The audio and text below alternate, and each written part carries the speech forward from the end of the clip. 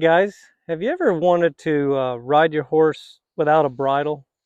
Ride them bridleless, but thoughts entered into your mind like, what if she runs away, or what if I can't control her? Well, I understand that a little bit. Um, I'm going to show you today what I would do to solve that problem. Cinnamon here, she's a little Mustang, for those of you who don't know. And I've had her for a while, put some time on her. So what I'm going to do is give you a demonstration of what I would do. I have a bitless bridle on her, so she understands, how to perform with a reins and a bridle. I'm going to ask her to back up here, and she understands light, soft pressure. One more foot, good job. And what I want to do is show you what I do. So, in order to have a realistic expectation from a horse, we have to present to them what we expect. So if we're calm, quiet, thinking in the mind, we can expect them to be calm, quiet, thinking in the mind. Now, I'll just hang this bridle up here on the saddle, and I'm going to ask her a specific question if I can get on her back.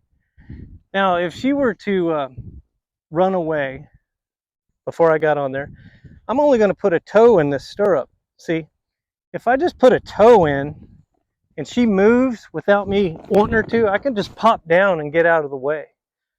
But Cinnamon's pretty good. I can put a toe in. In other words, you don't want to bury your foot so deep in there that if she were to move without you wanting her to, wouldn't drag you off. And that could be scary. So I could see why a person might think, well, I can't even get on my horse without him wanting to walk away. Why would I want to take the bridle off and try that? Well, incrementally take the steps it takes to get up to this point to where you can present something and expect a realistic expectation. So I'm going to ask her to just do this little serpentine on these cones here. And when we present to our horse what we expect from them, we can get a realistic expectation.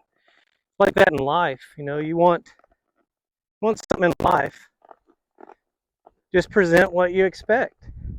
Wash, rinse, repeat. It's just that simple. Now, if my horse were to run away, this is going to answer your question. This is the question you want. If my horse were to run away, I would ask her questions I know she knows the answers to. And to answer takes practice. So you got, and that'll give you the confidence. So she just kind of took off trotting here. I hope you still can see it. And I bumped on her a little bit to show you. Well, I'll ask her a question I know she knows. How about a seated stop, Cinnamon? She knows that. How about one step backwards? And she knows that. How about another step? And she knows that. So I just resynchronized brain to brain, body to body. I thought it. I ask with my body. She responds. She thought it. She responds. I can see the reflections in her body of what she's thinking, in her responses, and then we wash, rinse, repeat. Now, what if she bolted away? Yeah, that's a real big one. That would really kind of change things if she were to just run away. Well, again, I'd ask her questions that I know she knows the answers to, and say she just took off running. Go ahead, Cinnamon, trot a little bit. I'm going to ask her to do a circle, because I know she can do a circle. And I'm just going to do what I call a corkscrew, and just bring her right down into the middle of that circle, and then stop. And then I'll ask her back, relax. I'll take a deep breath. She just took a deep breath. I relax my shoulders, my hips, my legs, and then we'll walk again. And I'm just holding my hands up around this microphone so the wind isn't so bad. But again, if you prepare your horse and you practice, you'll get the confidence. It takes the time it takes, and horses are different. I felt like I really want to show you guys something valuable in a video. I don't really make these kind of videos, but a lot of people ask questions like, how did you do that? How do you overcome a fear? Well, I manage fear. I don't necessarily overcome it. And that's the thing we all have to do. And in order to do that, we have to be in control of what we're thinking. Thoughts are going to come in and out. You can't control that. But you can control what you think when a thought comes in. You can control what emotion you have based on that thought. You can control the attitude. You can ultimately control your action. See, horses are the perfect accountability partner for that. She lets me know if I'm not thinking, disengaging from her to talk to a camera or another person. She lets me know how engaged I am based on the feedback she gives me.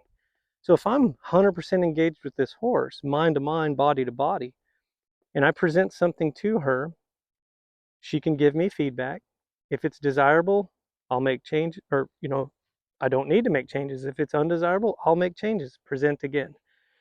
That's that management of fear. I have no fear that she's going to do anything so crazy or radical because I've prepared her, we've practiced, and it gave me the confidence to know I could just do anything I need to do in order to maintain safety and for myself and her, and then sustain it for a long period of time.